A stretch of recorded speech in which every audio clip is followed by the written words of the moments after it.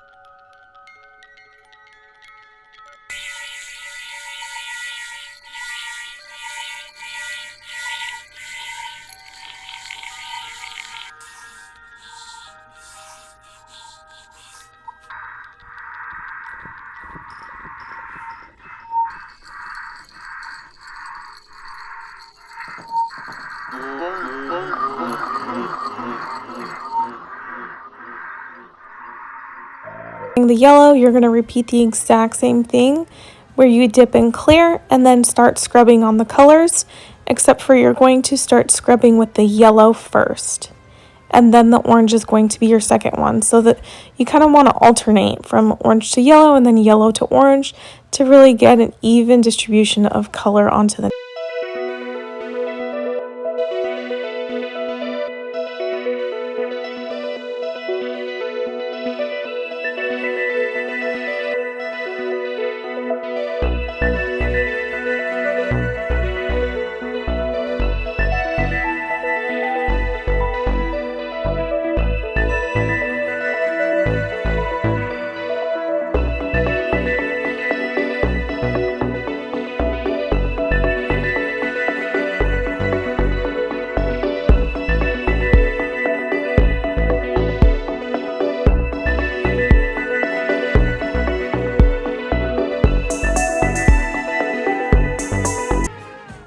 I didn't want everything to be really creepy, so this one's actually adorable.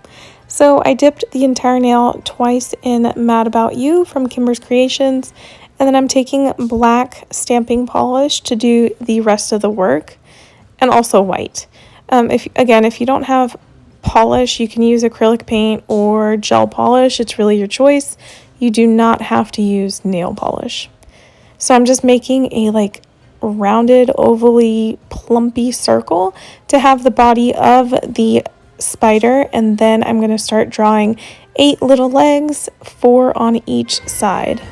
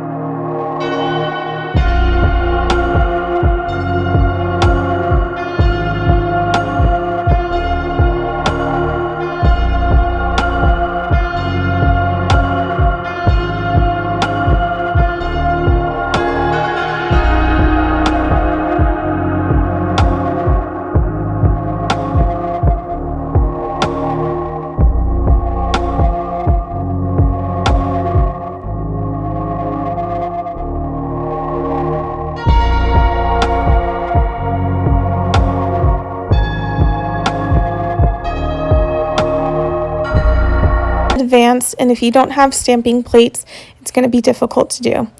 But I really liked it, and I thought it was very, very chic and girly and feminine. So I dipped in a nude color, and I'm actually taking chrome powder. So the chrome powder is going to provide the metallic finish. So you're going to burnish the chrome powder onto your clear jelly stamper. We're still going to stamp, don't worry. After you're done burnishing it, you're going to apply black polish onto whichever design you want to use, which for me is this cobweb in the corner. And then you're going to use that chromed stamper and pick up your design. And then go ahead and stamp that wherever you want on your nail, which for me is the upper left corner. And then top coat. That's all you have to do. It's really, really easy. The only hard part is you just have to have stamping plates, polish, and chrome powder. And that is all, folks. Here are all the designs right next to each other.